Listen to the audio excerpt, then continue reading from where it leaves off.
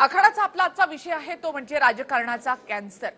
का म्हणतो आम्ही हा राजकारणाचा कॅन्सर? नुकतेच गोव्याचे मुख्यमंत्री मनोहर पर्रीकर यांचं निधन झालं.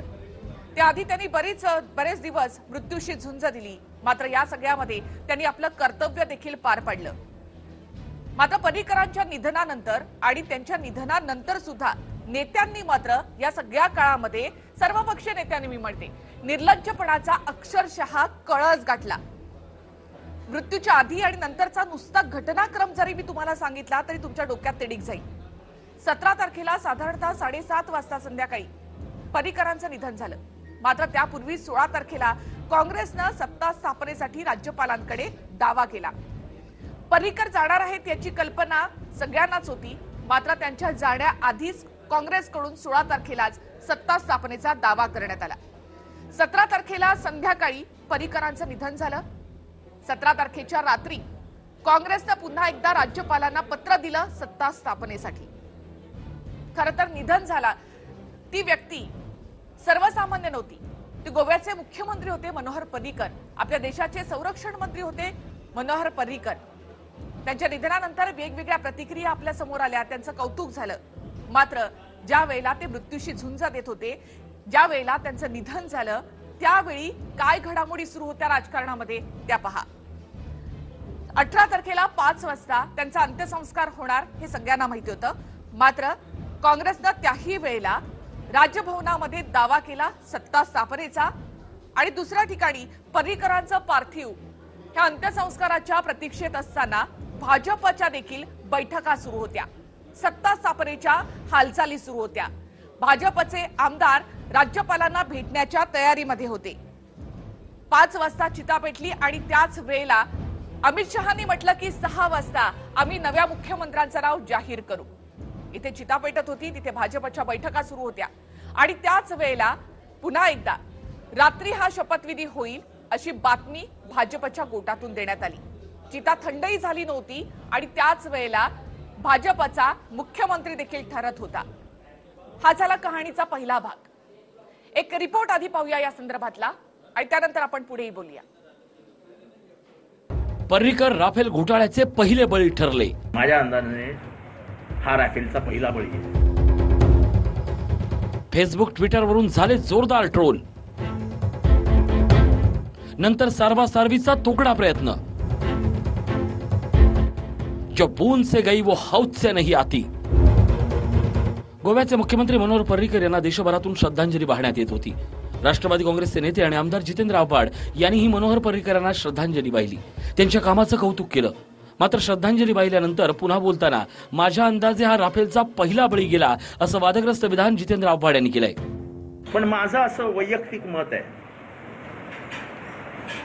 की राफेलच्या बोलणी सुरू झाल्यानंतर अस्वस्थ असलेल्या पर्रीकरांनी दिल्लीचं राजकारण आपल्याला जमणार नाही हे ओळखून गोव्याकडे जाण्याचा निर्णय घेतला आणि ते गोव्याचे मुख्यमंत्री झाले. ते परत कधी दिल्लीला गेलेच नाही. त्यांच्या मनातल्या वेदना ह्या अनेक मित्रांजवळ त्यांनी बोलून दाखवल्या होत्या. आता मरणानंतर कोणावरती बोलू नये, पण माझ्या अंदाजाने हा राफेलचा पहिला बळी आहे. जितेंद्र आव्हाडांच्या या वक्तव्यानंतर त्यांच्यावर समाजाच्या विविध स्तरातून टीकेचा भडीमार झाला. गलिच्छ राजकारण करत असल्याचा आरोप करत त्यांना सोशल मीडियावरून खूप ट्रोल करण्यात आलं. एवढंच नाही तर लाखो शिव्या हासडत नेटकरांनी अत्यंत खालच्या भाषेत त्यांना शिव्यांची लाखोली वाहिली. एवढंच नाही तर आव्हाडांनी देखील फेसबुकवर पोस्ट टाकत आपला तसा उद्देश नव्हता, आपल्या वक्तव्याचा विपर्यास केला गेला असं तोकडं स्पष्टीकरण देत सारवासारवीचा प्रयत्न केला. मात्र म्हणतात ना, जो बूंद से गई वो हौद से नहीं आती, अशी आता आव्हाडांची अवस्था झाली आहे. कारण ऐन निवडणुकांच्या तोंडावर त्यांच्या पक्षाला जे नुकसान व्हायचंय ते होणार आहे.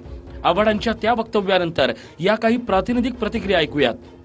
हे जगाला आज कळून चुकले त्याची ही जी प्रतिक्रिया आहे ते. मला असं वाटतंय की म्हणजे त्याच्या पक्षाने सुद्धा त्याच्यावर खरं म्हणजे ऍक्शन घेतली पाहिजे. कुठल्या वेळेला काय बोलावं आणि कोणाबद्दल तू बोलतोय सरे, की नेहमी साधं जीवन जगणारे आमचे मनोहर पर्रीकर, सायकल आणि स्कूटरवर फिरणारे मुख्यमंत्री म्हणून प्रसिद्ध, सरकारी बंगला आणि सरकारी गाडी असून सुद्धा स्वतःच्या 2 बेडरूम हॉल किचन मध्ये राहणारे मुख्यमंत्री, तू त्यांच्याबद्दल असं बोलतोय. याआधी देखील जितेंद्र आव्हाड आपल्या वाचाळवीरतेमुळे गोत्यात आले होते. संत श्रेष्ठ तुकाराम महाराज यांचा खून झाला होता असं वक्तव्य त्यांनी फेसबुक लाईव्ह दरम्यान केलं होतं. ज्याला आम्ही विश्वगुरु म्हणतो त्या तुकाराम महाराजांपेक्षा मनुश्रेष्ठ की ज्यांनी इथलं कर्मकांड धुडकावून लावलं, इथला जातीय विद्वेष नष्ट करण्याचा प्रयत्न केला, परिणाम त्यांचा खून झाला. त्या तुकारामापेक्षा, सावतामाळ्यापेक्षा, चोखा महारापेक्षा, ज्ञानेश्वरापेक्षा आणि अशा अनेक संतांपेक्षा मनुश्रेष्ठ असं मी अजिबात म्हणणार नाही. यदासी धर्मस्य ग्लानिर्भवति भारत. भगवद्गीतेच्या वाटपावरून सुरू झालेल्या वादावर प्रतिक्रिया देतानाही जितेंद्र आव्हाड यांना घाम फुटला होता. मीडियाशी बोलताना आव्हाड यांनी दावा केला होता की त्यांना गीतेचे बरेच श्लोक तोंडपाठ आहेत. मात्र जेव्हा पत्रकारांनी त्यांना एक श्लोक पूर्ण म्हणायला सांगितला तेव्हा त्यांची भंभेरी उडाली. त्याच्या आधारावरती जर राजकारण करत असतील तर त्यांच्यापेक्षा जास्त गीता मला तोंडपाठ आहे. यदा यदासी धर्मस्य ग्लानिर्भवति भारत. अख्खी गीता तोंडपाठ म्हणण्याचा शक्ती आणि तेवढं आम्हाला पण शिकवलंय आमच्या आई वडिलांनी. जरूर म्हणून या आता बाईट मध्ये नाही, बाईट मध्ये चालणार नाही, बाईट मध्ये चालणार नाही. तुम्ही आत्ता बाजूला या, लगेच म्हणून दाखवतो.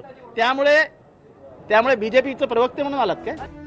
महाराष्ट्र पेटवणार परत एकदा, शिवसन्मान परिषदा घेणार, बम पुरंदरेंना सन्मानित करून शिवप्रेमींच्या जखमांना मीठ चोळलं असं ट्विट करत शिवशाहीर बाबासाहेब पुरंदरेंना पद्मविभूषण पुरस्कार जाहीर झाल्यावर आव्हाडांनी संताप व्यक्त केला होता. एक नजर टाकूयात आव्हाडांच्या अशाच काही वादग्रस्त फेसबुक आणि ट्विटर पोस्टवर.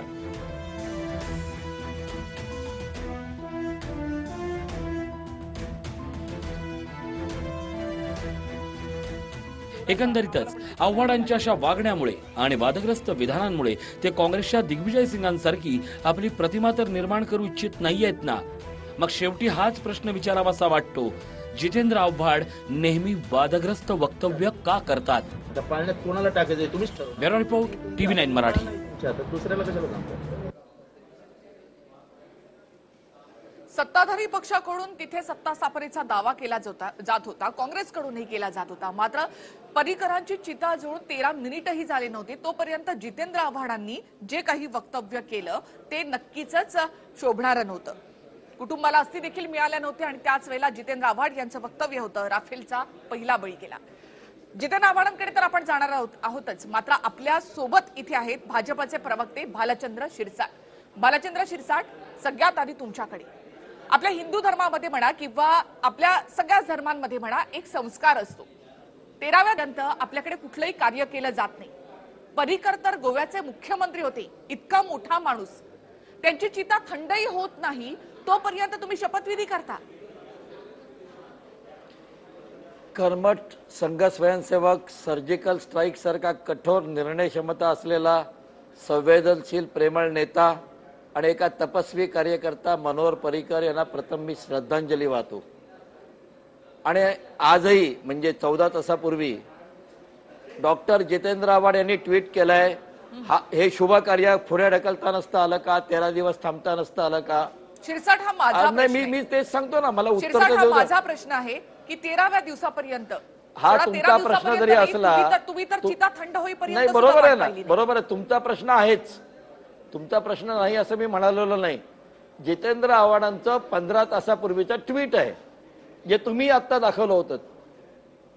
घटनात्मक एक जी तरतूद आहे, कुठल्याही राज्याचा मुख्यमंत्री असतो आणि त्याने राजीनामा दिला किंवा त्याचं निधन झालं तर त्या घटनात्मक पदावर ताबडतोब दुसऱ्याची नियुक्ती करणं आवश्यक असतं.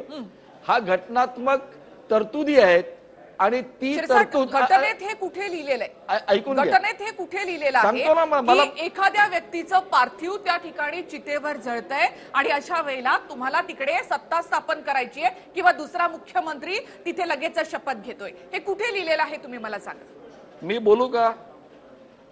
जर तुमची इच्छा असेल तर बोलतो. उत्तर द्या ना तुम्ही. नाही, मी उत्तरच देतोय ना. ही घटनात्मक तरतूद आहे आणि तुम्ही म्हणते कुठे घटनात्मक तरतूद आहे ते पण मला बोलू तर द्या, मला पूर्ण करू द्या. पूर्ण केल्यावरती तुम्ही विचारा ना प्रश्न, 100 प्रश्न विचारा, उत्तर द्यायला चालू आहे. बोला, मुद्द्यावर या, मुद्द्याच बोला. घटनात्मक तरतूद आहे आणि जर अशा वेळेला एखादा मुख्यमंत्री नसेल तर काळजीवाहू मुख्यमंत्री म्हणून नियुक्त केली जाते, ही तरतूद आहे. एखाद्याने राजीनामा दिल्यावर काळजीवाहू किंवा त्याच्याही पलीकडे राज्यपालांचं शासन, राज्यपाल शासन आणलं जातं.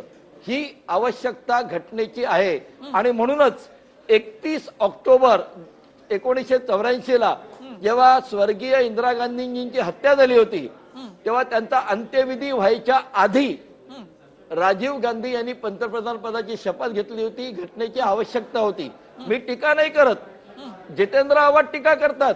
ते विसरले 1984 काय झालं. मला वाटतं त्यांचा जन्म झाला होता 1984 आणि त्यांना माहिती आहे 84 31 ऑक्टोबरला राजीव गांधी यांनी शपथ घेतली कारण ही एक मिनिट आवश्यकता आहे आणि हा राजधर्म आहे आणि 13 दिवस थांबायचं कशासाठी.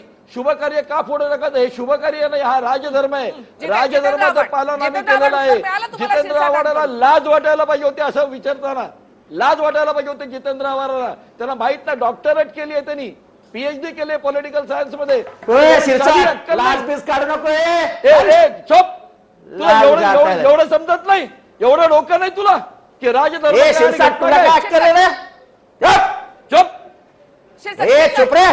चुप रे शिरसाट आणि जितेंद्र तिकडे मुंबईला जाऊन बूम तिकडे बूम करू नको. उत्तर दे.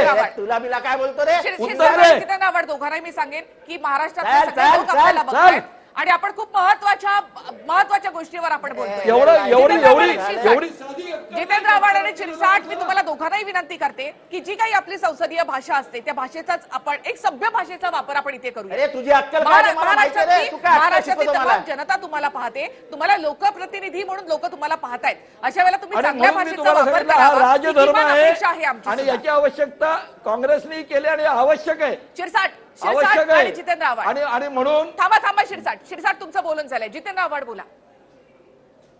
आव्हाड बोला तुम्ही. एक तर पहिली गोष्ट मी तुमच्या कार्यक्रमात आलोय तो आरोपी म्हणून आलेलो नाही. ते तुम्ही जे काय आधी पॅकेजमध्ये दाखवलं माझे 10 वर्षाची विधानं, त्या मैदानांवरती मी ठाम आहे. मी एकही विधान कधीही मागे घेत नाही. तुम्ही मला आरोपीच्या पिंजऱ्यात म्हणून जर आणलं असेल तर मला तुमच्या चर्चेत सहभागी व्हायचं नाही. दुसरी गोष्ट, मी कोणालाही अरेतुरे करत नाही आणि मला कुणी अरेतुरे केलेलं मी सहन करणार नाही. इथे सन्मानाने बोलणार असाल, वागणार असाल, पाहुणे जर वागवणे जाणार असतील तर मी चर्चेत सहभागी होईन, नाही तर मला चर्चेत सहभागी व्हायचं नाही. मी तुकाराम महाराजांबद्दल काय बोललो आता ऐकून घ्या. मी तुकाराम महाराजांबद्दल काय बोललो, हो बोललो. इथे मनू हा आम्हाला मान्य नाही, मनुवाद आम्हाला मान्य नाही. आमची भूमिका आहे आणि ती मरेस्तोवर माझी भूमिका असेल. याच्यामध्ये मी एक यद किंचितही बदल करणार नाही. त्यामुळे माझ्या भूमिकेबद्दल इथे दागून माझ्याबद्दल गैरसमज पडण्याचा प्रयत्न जर करण्याचा असेल तर त्याचा मी निषेध करतो. आव्हाड जसं तुम्ही प्रश्न विचारता, राजधर्म पाळत असताना एक मुख्यमंत्र्याची शपथ होणे योग्य. एक मिनिट थांबावं मॅडम.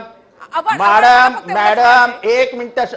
आव्हाड मला फक्त एवढंच म्हणायचंय, तुम्ही जे म्हणता की मी तुम्हाला प्रश्न राफेलचा पहिला बळी, मला तुम्ही प्रश्न विचारले असते त्या काळी विचारले असते जेव्हा मी तुकाराम महाराजांबद्दल बोललो तर योग्य झालं असतं. मला तुम्ही तुकाराम महाराजांचं जेव्हा मी बोललो तेव्हा प्रश्न विचारला असतं ते योग्य झालं असतं. हा कार्यक्रमासाठी आलो मी, या कार्यक्रमासंबंध तुम्ही बोलायला हवं. तुम्ही मागच्या पॅकेजमध्ये 10 मिनिटं मी 10 वर्षापूर्वी काय बोललो होते दाखवण्याचं कारणच नव्हतं. आव्हाड जर तुम्ही तुमच्या वक्तव्यावर ठाम आहात तर मग आता बोलल्यानंतर तुम्हाला इतकं तेव्हा तुम्ही मला विचारलं असतं, मी सांगितलं असतं काय त्याचं आहे ते तुम्ही तुमच्या वक्तव्यावर ठाम आहात तुम्ही म्हणता. मग आता जर आम्ही तुम्हाला असा प्रश्न विचारला, मला राग नाही आलाय. मी तुम्ही ज्या पद्धतीने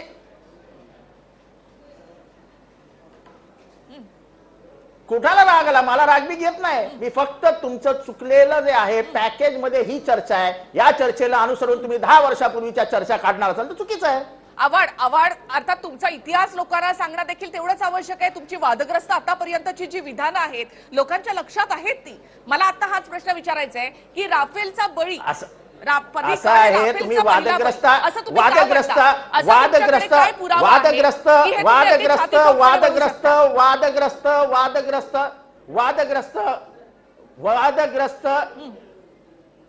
वादग्रस्त मनू हा तुकारामापेक्षा श्रेष्ठ आहे का हे सांगा तुम्ही.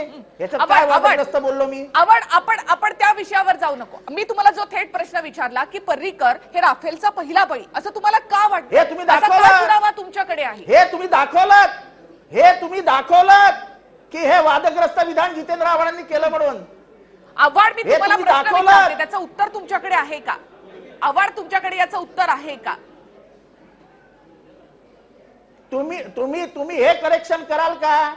तुम्ही हे करेक्शन कराल का? आव्हाड मला तुमची साधा प्रश्न वक्तव्य आहे की आहेत कशाला नको ते तुमची दाखवता? वक्तव्य एकतर तुम्ही मागे घेऊ शकता मी किंवा जेव्हा तुम्ही त्या तुमच्या संदर्भात माफी एवढ्या- मागू शकता. मी ती तुमच्या तुमची जेव्हा वक्तव्य कार्यक्रमाला फक्त आम्ही यायला दाखवली. तयार झालो, आव्हाड तुमची जी वादग्रस्त वक्तव्य आहेत ती फक्त आम्ही तुम्हाला कोणाला दाखवली. माफी? तुम्ही म्हणता की वादग्रस्त नाही. वक्तव्यावर मी ठाम आहे. तुम्ही आम्ही मानलं की तुम्ही त्या वक्तव्यावर ठाम तुम्ही आहात. परत एकदा पॅकेज ऐका. तुम्ही परत एकदा पॅकेज ऐका. आव्हाड माझा प्रश्न एवढाच आहे की राफेलचा पहिला बळी पर्रिकर हे असं तुम्हाला का वाटतं? यासाठी तुमच्याकडे काय पुरावे आहेत? का बोला. हा बस असा चांगले प्रश्न विचारा, याची चांगली उत्तरं मिळतील. तुम्ही उगाच काहीतरी स्टाईल मारून आपण निखिल वागळे होऊ पाहताय, ते जमणार नाही तुम्हाला. शांतपणाने प्रश्न विचारा. आव्हाड बोला. प्रश्न असा आहे, आव्हाड की मी आव्हाड स्पष्टपणाने बोललो आहे. आव्हाड तुम्ही खूप शांतपणे उत्तर द्या. समोरच्याचं मॉरल डाऊन करून आपण काहीतरी मी बोलू बोलतोय, शकतो. बोलू द्या ना, या हो. गप्पात राहू नका. मी सुवंत अहो गप बसाव जरा, गप बसा ना. अहो गप बसा ना जरा, बोलू द्या ना. करून आव्हाड आरडाओरडा गप करून बसा ना काही जरा, उपयोग बोलू द्या नाही. ना. प्रश्नांची उत्तरं द्या.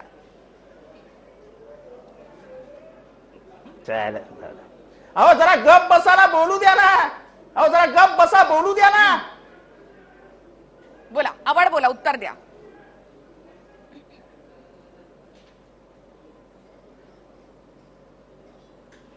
असं आहे की मनोहर पर्रिकर यांचा स्वभाव उभ्या गोव्याला आणि उभ्या देशाला माहिती होता. IIT मध्ये शिकलेले गोव्याचे सुपुत्र, अत्यंत प्रामाणिक राजकारणी. त्यांचे कपडे, त्यांचं राहणीमान हे अत्यंत साधं, उच्च विचारसरणी. कधी स्कूटरवरती, कधी रिक्षानी, कधी सायकलनी जाणारे कार्यकर्ते. रस्त्यात कोणीही भेटलं तर त्याच्याशी मनमोकळे गप्पा मारणारे मनोहर पर्रिकर. मुख्यमंत्री झाले, मुख्यमंत्र्यांचा कारभार सांभाळला. जेव्हा गरज भासली पक्षाला तेव्हा ते केंद्रात गेले. इम्प्रोव्हायझेशन ऑफ मिलिटरी फोर्सेस हे त्यांच्या डोक्यात होतं की हे करायचं आपण. त्याच्यानंतर राफेलची बोलणी सुरू झाली.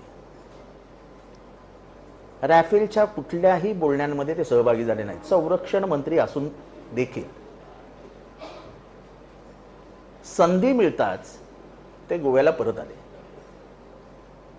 त्याच्यानंतरच्या घटनाक्रमामध्ये त्यांना कर्करोग झाला, त्यांची प्रकृती ढासळीत गेली आणि ती ढासळत असताना एकीकडे राफेलचा धुराळा उडत होता. पण ह्याच्यात सर्वात महत्वाची आणि मनोहर पर्रिकरांच्या सचोटीचे आणि प्रामाणिकपणाची ओळख करून देणारी एक घटना म्हणजे कुठल्याही विरोधी पक्षनेत्याने पर्रिकरांच्या नावाचा साधा उल्लेखही कधी केला नाही. उल्लेख. संरक्षण मंत्री असून देखील त्यांचा कुठे हात आहे असं कोणाचंही म्हणणं नव्हतं विरोधी पक्षांमधल्या. हा त्यांच्या निष्कलंक चारित्र्याचा पुरावा होता. पण ते गोव्याला गेले. गोव्याला त्यांचं मन दिल्लीत रमलंच नाही, कारण का भ्रष्टाचार आणि चुकीच्या चालीरीती ज्या गोव्यामध्ये, ज्या दिल्लीमध्ये आहेत, त्या त्यांच्या ह्याच्याशी त्यांची सहमतीच नव्हती. आता मी जे म्हणतोय ते ऐका. पण जो राफेलवरनं धुरळा उडत होता, तो राफेलचा भ्रष्टाचार मी थांबवू शकलो असतो, पण मी नाही थांबवू शकलो. ही खंत प्रत्येकाला वाटणार ना की हा भ्रष्टाचार मी थांबवू शकलो असतो, मी नाही थांबवू शकलो. हा जो त्यांच्या आतमधला द्वंद्व होता, एका प्रामाणिक माणसाला ज्या यातना होतात त्या कदाचित ज्या प्रामाणिक आहेत त्यांना समजू शकेल की त्या यातना घेऊनच ते दिल्लीला गोव्याला परत आले ना. बर, की मी नाही करू शकलो हे. दुसरी गोष्ट मला सांगा, तुमचे वडील आजारी पडले. एक मिनिट. तुमचे वडील आजारी पडले. मला तुमच्याबद्दल बोलायचं नाही वैयक्तिक. महाराष्ट्रातल्या कर्तृत्ववान पोरापोरींना मी विचारतो जे तुमचा कार्यक्रम बघतायत, की तुमचे वडील आजारी पडले, त्यांना तुम्ही त्यांची सेवा कराल, त्यांना आराम द्याल, त्यांना चांगलं जेवण द्याल, त्यांना सुखाने ठेवाल की त्यांना कामाला पाठवाल? तुमचे वडील आजारी पडले तर त्यांचे असे नळ्या लावलेले फोटो, मास्क लावलेले फोटो, अत्यंत कृश झालेले फोटो तुम्ही वृत्तपत्रात छापून आणाल? एक मेडिकल सायन्सेस मधला स्पष्ट असा निर्देश आहे की तुम्ही जेव्हा दुर्धर रोगाने आजारी असता तेव्हा तुम्ही एअर ट्रॅव्हल करायचं नसतं. Air travel is prohibited. त्याचं कारण एका पर्टिक्युलर एरियाच्या वरती गेलो स्पेसमध्ये, म्हणजे आपण हवेत गेलो 32,000 फुटावर 34,000 फुटावरती, तर त्याचा एअर प्रेशर बॉडीवर डेव्हलप होतो. एक तर आधीच आजारामुळे आपल्या रक्तवाहिन्या ह्या वीक झालेल्या असतात, त्या कधीही रप्चर होण्याच्या चान्सेस, एक मिनिट मला बोलू द्या, रप्चर होण्याच्या चान्सेस असतात. हे सगळं तुम्ही पर्रिकरांशी का केलं? तो काय फायदा होता तुम्हाला? असं आहे की मुख्यमंत्री असो नाही तर नसो, त्यांना जी सेवा करायची होती, त्यांना जे हॉस्पिटलायझेशन करायचं होतं, त्यांना जे मेडिकल एड द्यायची होती, तर मिळणारच होतं. मग असं काय झालं की तुम्ही त्यांना असं वागवलं? दुसरी गोष्ट, आम्ही बोललो. एक मिनिट थांबा ना मॅडम, एक मिनिट थांबा ना. आता चर्चेला बसलो आहोत ना. आम्ही बोललो एवढं बोलताय ना. ज्या वारल्यानंतर पटकन केंद्रीय नेते गोव्यात का दाखल झाले? आपण का नाही जाहीर केलं की ठीक आहे आम्ही मुख्यमंत्र्याची पदाची शपथ घेऊ आणि नंतर पुढचं पडू बघू? 11 जणांचा शपथविधी झाला, 2 जणांचा उपमुख्यमंत्री म्हणून शपथ झाला. याला काय म्हणतात? तो तुम्हाला जर राजधर्म पाळायचा होता तर फक्त मुख्यमंत्री पदाची शपथ घ्यायची होती. विजय सरदेसाई यांना कशाला सामील करून घेतलं मंत्रिमंडळामध्ये? आणि जसा राजधर्म ते म्हणतायत तसा काँग्रेसही राजधर्मच करत होता. विरोधी पक्षांचं काम असतं सत्य स्थापनेचा दावा करणं. आणि त्याच्यामुळे मी कुठलीही टीका केलेली नाही, मी काहीही गैर बोललेलो नाही. माझ्या क्लिपिंग मध्ये स्पष्ट आहे. आणि माझा ट्विट, ते वारल्या माझा ट्विट बघा. मी ट्विट मध्ये काय म्हटलंय ते तुम्हाला इथे दाखवतो. मी माझ्या विधानावरती ठाम आहे आणि ते विधान इथे मी तुला ट्विटर म्हणजे तुम्हाला दाखवतो. ट्विटरमध्ये मी काय म्हटलंय ते वारल्या. हे बघा, मला जरा 2 मिनिटं द्या, म्हणजे मला माझा एक मिनिट थांबा. हे बघा, अ जेंटलमॅन डाऊन टू अर्थ कुड not accept the corruption in Delhi, resigned as defense minister when Rafale dealing was on and did not participate in any negotiation and went back to Goa. Chief Minister lost one of the true and the honest sons of India. हे माझं tweet आहे on record. तेव्हा मराठीमध्ये translate करून इथे महाराष्ट्रातल्या लोकांना दाखवलेलं आहे. तुमचं तर पूर्ण बोलून झालेलं असेल तर आता मला तुम्हाला आणखी विचारायचंय की मेडिकल सेफ्टी ठेवणं आणि काळजी घेणं पर्रिकरांची हे वेगळं. तुम्ही जे म्हणता की राफेलचा पहिला बळी, त्याचं उत्तर द्या.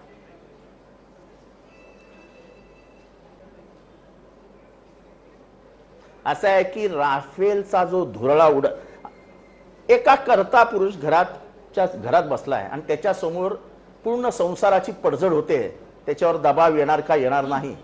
जो ते घर वाचवू शकला असता पण काही कारणास्तव तो वाचवू शकला नाही, त्याचं ते पाडण्यामध्ये काही योगदान नाहीये. ते पडत असलेलं घर नैसर्गिकरित्या पडतंय, पण त्या कर्त्या पुरुषाने उभा केलेला संसार जेव्हा कोसळतो तेव्हा कर्त्या पुरुषावर दबाव येतो की नाही?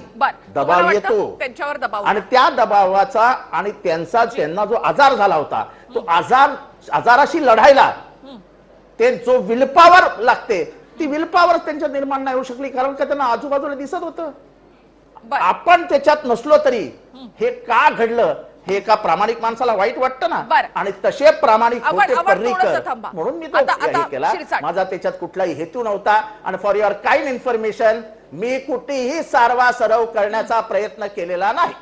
जी शिरसाट, मी येते तुमच्याकडे. माइंड कर, आम्ही या सगळ्या कार्यक्रमाला नाव दिलेलं आहे राजकारणामधला कॅन्सर. काय वाटतं? नाही, हे बघा, एक ट्वीट्स कोणी काय करावे हा ज्याच्या त्याच्या आयडिओलॉजीचा व्यक्तिगत प्रश्न असतो. पण एक दिसून पडतंय, कोणीही कोणालाही बोलू नये किंवा कोणीही कोणाचीही लाज काढेपर्यंत जाऊ नये असं माझं व्यक्तिगत मत आहे. लाईव्ह कार्यक्रमात, टीव्ही कार्यक्रमात हे माझं व्यक्तिगत मत आहे. याचं कारण असं आहे की अशाच प्रकारचे ट्वीट्स अगदी सध्याच्या केंद्रीय मंत्रिमंडळातील मंत्र्यांनी की माझ्या घरावर पाळत ठेवली जात आहे असं सुद्धा केलेलं नाही आहे का? काही वर्षांपूर्वीचं निखिला तुम्ही घटना आठवाल, तुम्हाला लक्षात येईल कोणत्या ज्येष्ठ मंत्र्यांनी हे म्हटलेलं होतं की माझ्या घरावर जणू काही सुरक्षा ठेवली जाते, पाळत ठेवली जाते, असं त्यांनी पण ट्विट केलं होतं. नंतर त्यांनी ते विड्रॉ केलं, नितीन गडकरींनी. त्याच्यामुळे अशा प्रकारची ट्विट्स होतात. अनेक वेळेला ही जरा कॉन्ट्राव्हर्शियल ठरतात. आता जो यांचा शब्द आहे की राफेलचा पहिला बळी, म्हणजे तुमचं जे ऑब्जेक्शन आहे ते या एका विशिष्ट शब्दावर आहे. मला जरा थोडंसं त्यांचं जे डिस्क्रिप्शन आता जो मी पूर्ण ऐकत होतो एक लक्षात घ्या की डिफेन्स मिनिस्टर सारख्या म्हणजे अतिशय महत्वाच्या पदावरून गोव्यासारख्या अतिशय छोट्या राज्याच्या मुख्यमंत्री पदावर ते खाली आले, याला जरा माझ्या दृष्टीने माझ्या मनात एक पत्रकार म्हणून तेव्हाही क्वेश्चन मार्क आलेला होता आणि मला वाटतं आव्हाडांनी सुद्धा तोच प्रश्न विचारला की त्यांना कदाचित ते सहन झालं नाही का आणि म्हणून तर ते खाली आलेले नाहीत आणि हा प्रश्न कोणाच्याही मनात आहे. मी येते तुमच्याकडे, मात्र त्या प्रश्नाचं टायमिंग महत्वाचं असतं. एखाद्याचं पार्थिव तिथे पडलेलं आहे, तिथे त्यांच्यावर अंत्यसंस्काराची तयारी सुरू आहे आणि अशा वेळेला अशा प्रकारचं वक्तव्य येणं, टायमिंग ते खूप महत्वाचं आहे. आपण आहोत की नाही माणूस, आपण आहोत की नाही संवेदनशील, हा मुद्दा आहे. मग तो भाजपासाठी असो, काँग्रेससाठी असो किंवा मग जितेंद्र आव्हाडांसाठी देखील. एक छोटासा ब्रेक इथे घेऊयात आणि आपण लगेच परत येऊया. ब्रेक नंतर जितेंद्र आव्हाड पुन्हा एकदा तुमच्याकडे. तुम्ही म्हणता की राफेलचा पहिला बळी पर्रिकर, काय पुरावे आहेत यासाठी तुमच्याकडे की हे मग सगळेच मनाचे श्लोक? पॅनक्रियाटिक कॅन्सर होऊन सुद्धा पर्रिकर वर्षभर कार्यरत राहिले, ते शेवटपर्यंत काम करत होते आणि लोकांच्या समोरही येत होते. कित्येकदा काँग्रेसने याचे पुरावे देखील मागितले, मात्र नंतर सुद्धा तुम्ही म्हणता की राफेलचा बळी.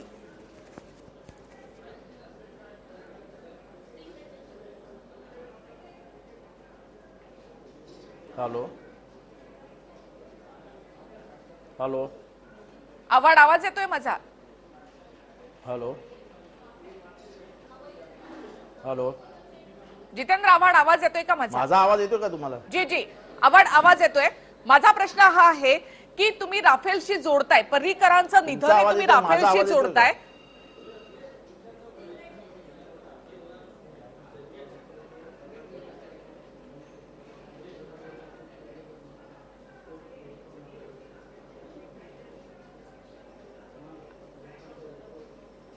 बरं, आव्हाड मी पुन्हा एकदा तुमच्याशी संपर्क साधण्याचा प्रयत्न करते. पीसीआर पुन्हा एकदा फोन लावाल जितेंद्र आव्हाडांना. शिरसाट बोला. नाही, एक गोष्ट 100% आहे की पर्रिकरजी हे मुख्यमंत्री होते आणि नंतर त्यांना केंद्रामध्ये संरक्षण मंत्रीपद दिलं. मुख्यमंत्री पदाचा राजीनामा देऊन ते तिकडे गेलेत आणि परत आलेत, ते मुख्यमंत्री झालेत. या कुठल्याही गोष्टीत त्यांची स्वतःची इच्छा असं भारतीय जनता पार्टीमध्ये होत नाही. हा नेतृत्वाचा निर्णय होता. केंद्रीय नेतृत्वाने ठरवलं की आज देशामध्ये संरक्षण मंत्री म्हणून ते हवे आहेत आणि म्हणून संरक्षण मंत्री म्हणून त्यांना तिकडे 2014 मध्ये. शिरसाट, प्रश्न तो नाहीये. पर्रिकर पॅनक्रियाटिक कॅन्सरनं आजारी होते. पर्रिकरांची अवस्था संपूर्ण देशाने पाहिलेली होती. बरोबर आहे. जो प्रश्न आहे की पर्रिकरांना थोडा आराम देता आला नसता का? नाही, सांगतो ना. त्यामुळे ते तिकडे गेलेत, ते पक्षाच्या निर्णयाने गेलेत. ते परत जे आलेत, माइनकर साहेब जे म्हणतात ते खरं आहे. त्यांच्यासारखा सर्वमान्य नेता नाही, म्हणजे दुसरा कोणी असता तर भाजपचं 13 अल्पमतातलं सरकारच आलं नसतं. पर्रिकर हे सर्वांना मान्य होते बरोबर आहे ना. आणि पर्रिकरांना आजच्या गोव्याच्या राजकारणात पर्यायही नाही, हे सुद्धा मी आता ठासून सांगतो. पर्याय नव्हता म्हणून शेवटपर्यंत कार्यरत ठेवलं? नाही, आम्ही नाही ठेवलं. पर्रिकर हे आयुष्यभर कार्यरत राहिले. त्यांची पत्नीचं निधन झाल्यावरती सुद्धा, त्यांचं 2001 मध्ये पत्नीचं निधन झाल्यावर मात्र गोव्याच्या राजकारणासाठी आणि फक्त सत्तेसाठी म्हणून तुम्ही पर्रिकरांचा वापर केला. तुम्हाला वर्क अल्कोहोलिक हा शब्द माहित असेल तर वर्क अल्कोहोलिक माणसं असतात ना, ती कधी घरी बसत नाहीत. ते त्यांच्या बंगल्यावरती राहून सुद्धा मुख्यमंत्री पदाची पूर्ण जबाबदारी सांभाळत होते. ते बाहेर फिरत होते. त्याला कोणी सांगितलं नाही बाहेर फिरायला. स्वतःहून कौतुक करता. मग पर्रिकरांची चिता तिथे जळत असताना दुसऱ्या ठिकाणी तुम्ही शपथविधी करत होता. नाही, असं काय होतं? परत निखिलाजी, आपण होमवर्क केलेला नाहीये. आपण होमवर्क केलेला नाही आणि म्हणून मी तुम्हाला होमवर्क सांगितलं. कुठल्याही राज्याला घटनात्मक प्रमुख असणं आवश्यक आहे. राज्याचा घटनात्मक प्रमुख जेव्हा नसतो तेव्हा काळजीवाहू सरकार असतं किंवा राज्यपाल शासन असतं. आणि घटनात्मक प्रमुख ज्या वेळेला 31 ऑक्टोबर 1984 ला देशाचे पंतप्रधान झाले, इंदिराजींची हत्या झाली, त्याला अंत्यविधी झालेला नव्हता, तरी सुद्धा शपथविधी का झाला? पर्रिकर असताना पुन्हा तिथे दुसरा मुख्यमंत्री तुम्हाला देता आला नसता का? का पर्रिकरांची चिता जळत असताना रात्री तुम्हाला 12 वाजता तुमचा तिकडे शपथविधी करावा लागला? तुमचे मुख्यमंत्री, तुमचे सगळे आमदार अगदी स्माइलिंग फेसना त्या ठिकाणी शपथ का घेत जिवंत होते? असताना त्यांना बाहेर काढणं त्यांची स्वतःची इच्छा शिरसाट, होती. मी शेवटच्या तुमचे क्षणापर्यंत आमदार काम लोबो त्या करणार ठिकाणी नाही. हसत हसत फिरत होते. नाही. शपथविधी सुरू असताना कोणाच्याही शपथविधी चेहऱ्यावर TV9 गांभीर्य वरती दिसत तुम्ही दाखवला काल नव्हतं. रात्री. आम्ही थेट TV9 दाखवलं वरती शिरसाट. तुम्ही थेट शपथविधी बघा. दाखवलं. का तुम्ही सकाळपर्यंत TV9 थांबू वरती शकला काल नाही त्या रात्री 2 वाजता, शपथविधीसाठी? काल रात्री 2:15 ते 2:15 TV9 शिरसाट, वरती मी शिरसाट, पाहिलाय. शिरसाट. कोणी हसत नव्हतं. शिरसाट, तुम्ही पुन्हा चुकीचं दाखवते भ्रम तुम्हाला पसरवू मी. नका. तो शपथविधी तुम्ही पुन्हा परत तुम्हाला दाखवा. दाखवते मी. परत दाखवा ते TV9 क्लिप दाखवा काल शिरसाट, रात्रीची. तुम्ही म्हणता काल घटनात्मक रात्रीची. पेच, घटनात्मक पेच. मग जम्मू काश्मीरचं तुम्ही काय केलं? जम्मू काश्मीरमध्ये आज 6 महिने झाले कुठे तिथे तिकडे तिथे सत्ता तिथे आहे? राज्यपाल सरकार कुठे आहे राजवट तिथे? इथे राज्यपाल राजवट आणायची का? तर काँग्रेसने दावा केला होता. कोणीच दावा केला नसेल तर राज्यपाल राजवट आपल्याला ठेवता येते.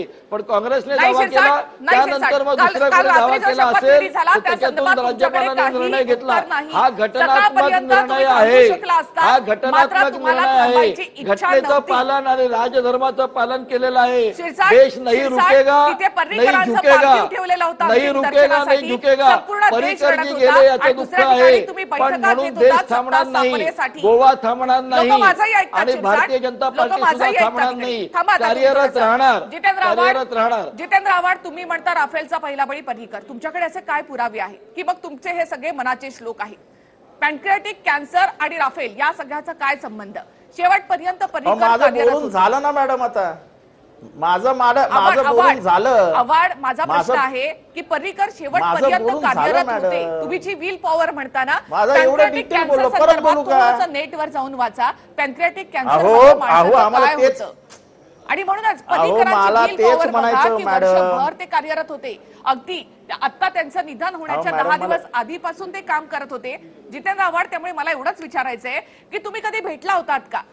तुम्ही कधी पर्रिकरांना भेटला होतात का?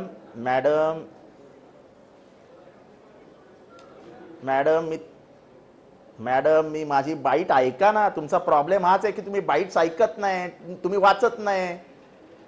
मी पर्रिकरांची ओळख दिली आहे की एवढा वाचनामध्ये रमणारा माणूस मी जगात दुसरा बघितला नाही. त्यांच्याशी तुम्ही कुठली चर्चा करायला बसा, ते लगेच पुस्तक बाजारला ठेवायचे. तुमच्याशी चर्चा करायची, तुमची आव्हाड, चर्चा तुम्ही जरा कधी थांबली की भेटलात परत पर्रिकरांना? पुस्तकामध्ये डोकं घालायचे. एवढा त्यांना वाचन आवडायचं, एवढं ते म्हणजे नॉलेज एवढा. मॅडम मी आता तुम्हाला पुरावे देऊ की काय? म्हणजे आर यू क्रॉस एक्झामिनिंग मी? आव्हाड, तुम्ही एवढा छातीठोकपणे सांगता की राफेलचा पहिला बळी पर्रिकर, मग अशा वेळेला पुरावे एवढं मी तुमच्याकडे सांगतो असणारच. तर पुस्तक वाचायचे तर काय न बघितलं भेटलो नाही म्हणून? तुमच्याकडे पुरावे असणारच. तुम्ही म्हणता पर्रिकरांचा राफेलमुळे अहो, बळी पुरावे गेला. मी सांगितलं ना, पुरावे तुमच्याकडे राफेलच्या असणार. माध्यमातून सांगणं आणि पुरावे आपला- देणं वेगळं असतं आव्हाड. सांगणं आणि पुरावे देणं वेगळं असतं. अहो पण मी बोललो ना. जितेंद्र अहो, आव्हाडांचे शब्द अहो, म्हणजे काही निखिला. काळ्या दगडावरची रेघ आहे अहो, का? निखिला. आज उद्या तुम्ही या सगळ्याचा अहो विपर्यास निखिला, केला मी असंही सगळं म्हणाल. सांगितलं ना माझ्या मनात जे होतं ते. आव्हाड, तुमच्या मनाचं नाही. अहो त्याचे जे मी पुरावे बोललो ते काय? सांगितलं ना. आव्हाड, तुम्ही लोकप्रतिनिधी काय, काय, आहात. काय? तुम्ही लोकप्रतिनिधी आहात. ज्या वेळेला तुम्ही बोलता त्यावेळेला लोक तुमचं ऐकतात. अहो मी तुमच्यावर सांगितलं ना विश्वास ठेवतात. सगळं. अहो पण मी सांगितलं ना माझं जे म्हणणं आहे ते मी सगळं सांगितलं ना तुम्हाला. आव्हाड, मात्र काय याचा सगळ्याचा संबंध काय? तुम्ही म्हणता राफेलचा पहिला बळी. काय संबंध या सगळ्याचा? पर्रिकरांना पॅनक्रियाटिक कॅन्सर होता सगळ्यांनाच माहिती होतं. तुम्ही म्हणता की राफेलचा पहिला बळी. काय पुरावा त्याला? अहो त्यांची जी प्रकृती ढासळत गेली ते. आता तुम्ही मला परत बोलू द्याल का? जरा मध्ये बोलणं कमी कराल का?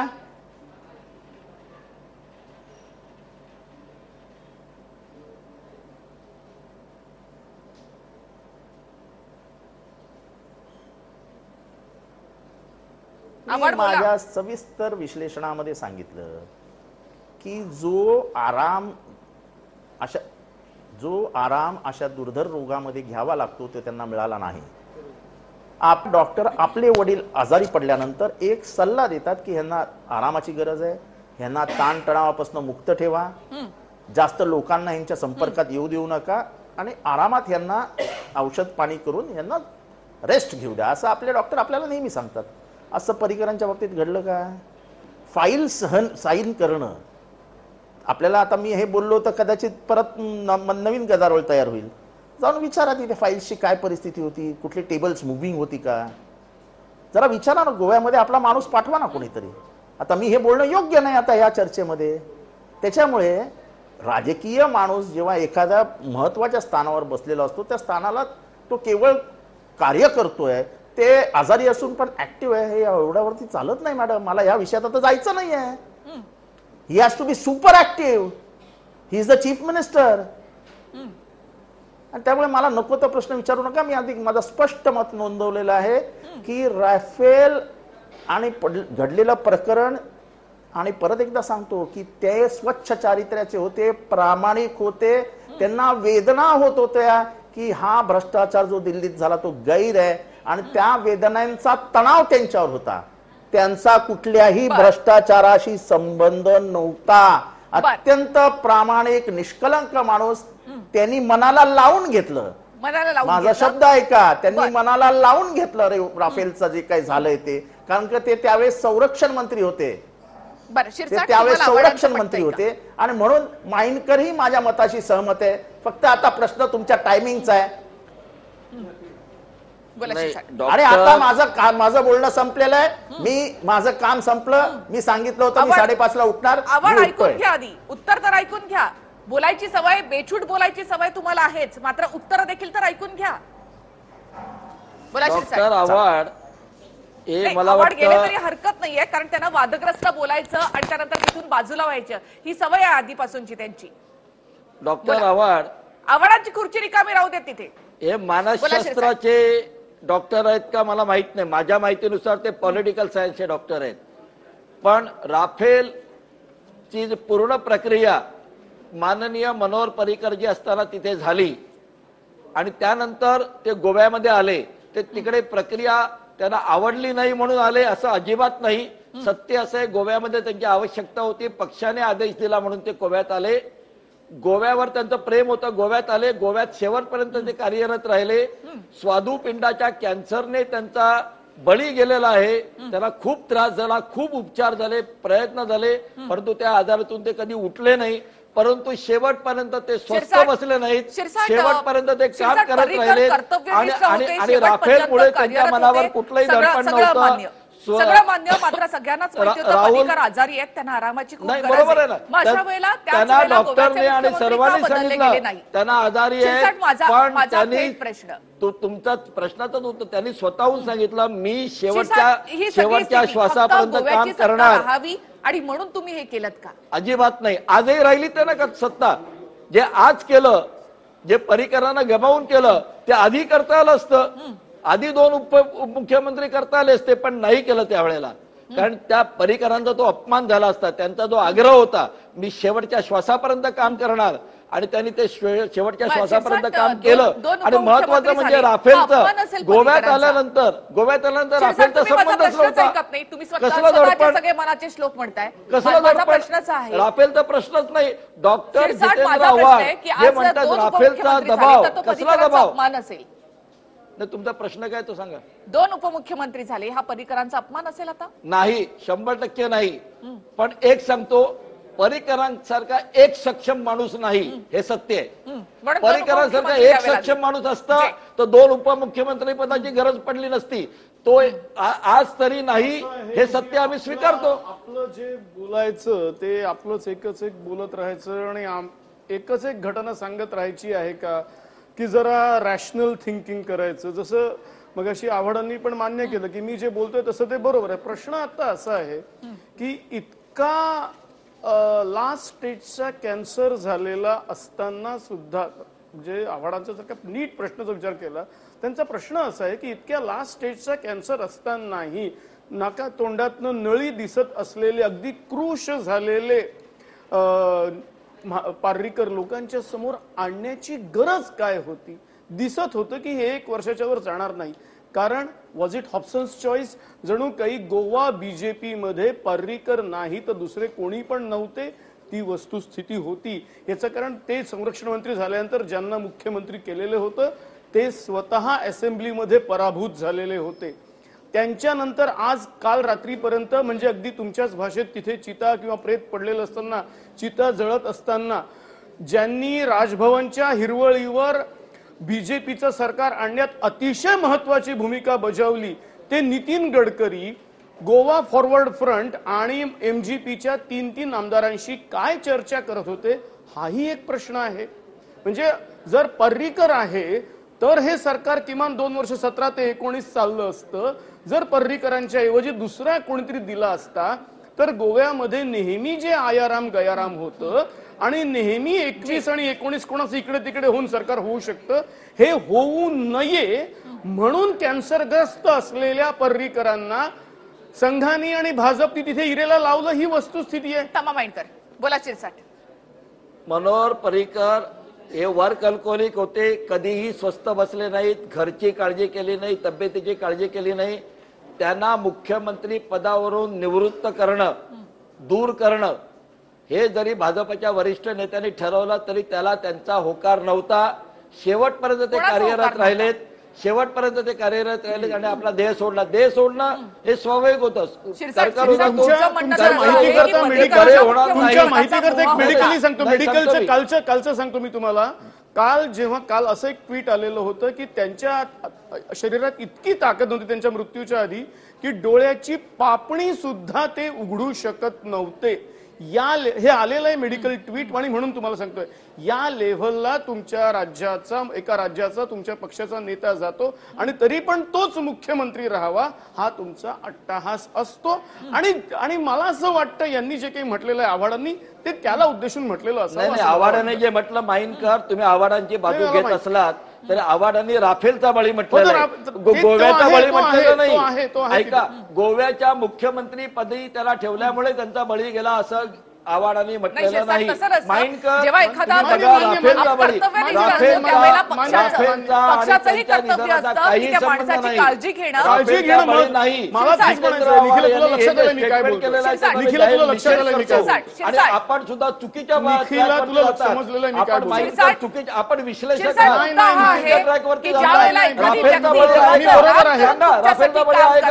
त्यावेळेला त्या व्यक्तीच्या प्रकृतीची, त्या व्यक्तीची काळजी घेणं, काळजी घेतलेली तुम्ही जे म्हणता की पर्रीकरांनाच मुख्यमंत्री पदावरून दूर व्हायचं नव्हतं तर तो पर्रीकरांचा खरं तर अपमान ठरेल, कारण पर्रीकरांना कधीच कुठल्या जागेचा, कुठल्या पदाचा मोह नव्हता. येते शिरसाट तुमच्याकडे एक छोटासा ब्रेक इथे घेऊयात आणि आपण लगेच परत येऊया.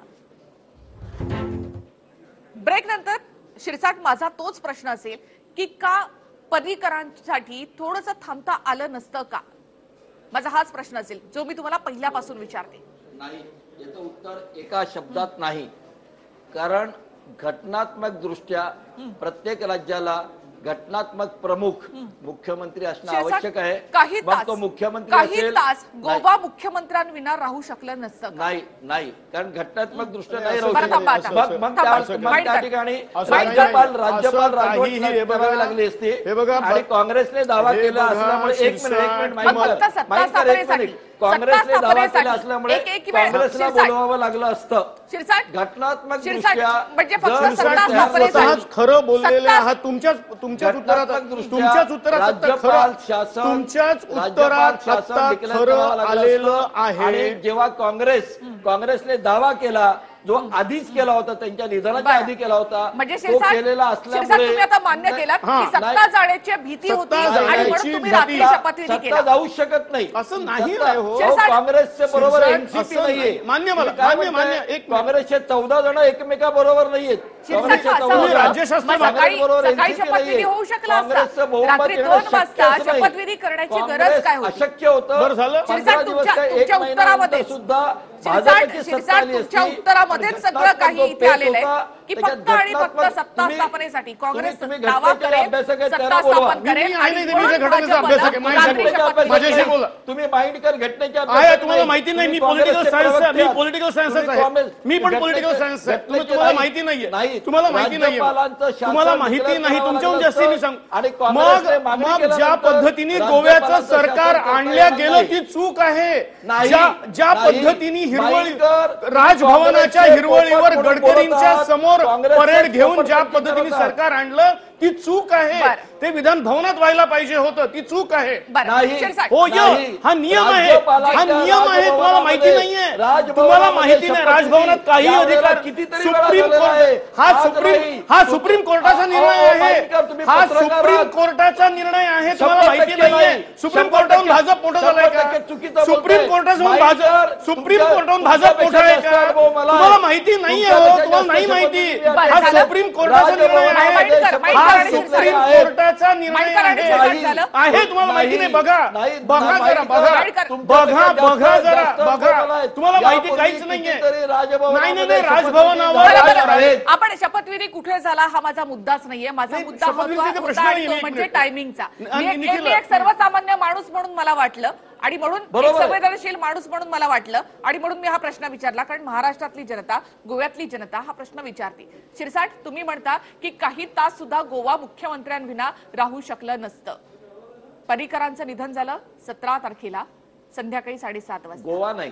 परत एकदा 18 आपण ना जसं शिरसाट, डॉक्टर माझं ऐकून घ्या. ऐका हा बोला 17 तारखेला संध्याकाळी 7:30 वाजता पर्रिकरांचं निधन झालं. बरोबर 18 तारखेला 5 वाजता त्यांच्यावर अंत्यसंस्कार झाले. बरोबर त्यानंतर रात्री लगेच तुम्ही तिथे बैठका, त्यांचे पार्थिव ठेवलेलं असतानाच त्यांच्या बैठका सुरू होत्या. या बैठकानंतर तुम्ही 12 वाजता राजभवनामध्ये गेलात. तिथे तुम्ही शपथविधीची तयारी सुरू केली. तिकडे तुम्ही शपथही घेतली. हा सगळा जो काळ आहे, हे जे सगळं टायमिंग आहे, तर हे सकाळी करता आलं नसतं का? मग साधा प्रश्न आहे फक्त. शपथविधी सकाळी होऊ शकला नसता का? 100% घटनेमध्ये होऊ अशी शकला तरतूद होती की रात्री 2 नाही. वाजता तुमचं शपथ घ्या. म्हणणं हे म्हणणं मी मान्य करतो. शिरसाट, मी खूप शांतपणे प्रश्न विचारलाय बोला. की रात्री 2 वाजता शपथ घेण्याची खरंच गरज होती? नाही मग मी काही शांतपणे तास उत्तर देतोय. काही तास थांबू शकले नसते? फक्त प्रश्न सकाळपर्यंत? संपला की सांगा. प्रश्न संपला की सांगा, मग मी उत्तर देतो. शिरसाट, मला माहितीये, मला माझा प्रश्न टोचतोय तुम्हाला. नाही टोचत नाहीये, काही टोचत नाहीये. तुमचा प्रश्न निखिला, याचं संपला मी उत्तर देऊ? संपला असेल तर मी उत्तर देतो. रात्री 2 वाजता, सकाळी 6 वाजता, सकाळी 10 वाजता करूनही चाललं असतं. त्याच्यात कुठली अडचण नव्हती. केंद्रीय मंत्री नितीनजी गडकरी यांच्यावर जबाबदारी तिथे उपस्थित होते. सर्व काही ठरलं होतं. राज्यपालांकडे पहिलं जाऊन निवेदन देणं आवश्यक होतं. ते निवेदन दिलं. राज्यपालांनी निर्णय घेतला शपथविधी करण्याचा. तो शपथविधी रात्री झाला. 11 मंत्र्यांचा झाला, म्हणजे फक्त मुख्यमंत्र्यांचा नाही, संपूर्ण मंत्रिमंडळाचा झाला. बरं. गोव्यामध्ये घटनात्मक पेश संपला. नाहीतर राज्यपालांचं शासन जर केलं असतं, शेवटी राज्यपाल हे तुम्ही म्हणता त्याप्रमाणे मग तुम्हाला असं भाजपचे आहेत ना म्हणायचंय, शिरसाट, माहितकर. की समजा 2 भाजपचे वाजता आहेत ना. शपथविधी- नाव घेतो, मी उत्तर शिरसाट, देईन. शिरसाट, हा. तर 2 मग वाजता जर ते शपथविधी राज्यपाल झाला शासन आणता नसता, आलं असतं, पण ते केलं नाही. राज्यपाल झालं. शासन न तुमचं आणता झालं की बरोबर. लोकनियुक्त शासन माहितकर, परत अगदी गोव्याला थोडक्यात. मिळालं. काही आणि थोडक्यात, गोव्यासाठी अगदी नाही, थोडक्यात पूर्ण असं आहे, देशभरासाठी आहे. मुळात हे सरकार जेव्हा आलं तेव्हा सुद्धा भारतीय जनता पार्टीकडे रिक्वायर्ड मेजॉरिटी नव्हती. बरोबर आहे. अरे जरा थांबा ना, दुसऱ्याला बरोबर बोलू द्या आता. आणि सुप्रीम कोर्टाचा निर्णय असा आहे की जी मेजॉरिटी आहे की नाही हे ठरवायचा अधिकार राज्यपालांना नाही. तो अधिकार फक्त विधान भवनात घेतला पाहिजे.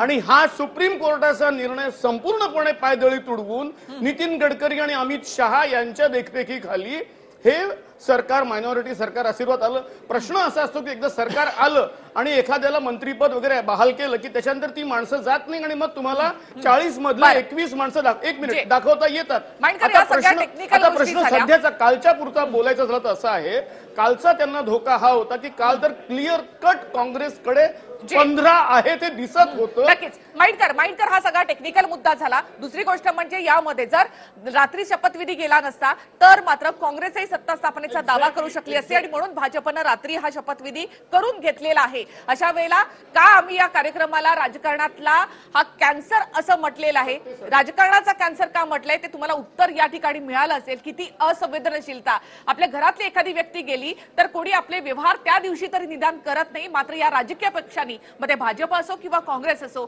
सत्ता स्थापनेसाठी मात्र कोणाचं तरी पार्थिव त्या चितेवर जळतंय याची देखील जाणीव ठेवली नाही. याचं दुःख खरं जास्त आहे. धन्यवाद, तुम्ही सगळे या चर्चेमध्ये सहभागी झालात त्याबद्दल आणि आपली जी काही मोलाची मतं या ठिकाणी व्यक्त केली त्याबद्दल. चर्चेमध्ये आपण इथे थांबूयात. नमस्कार.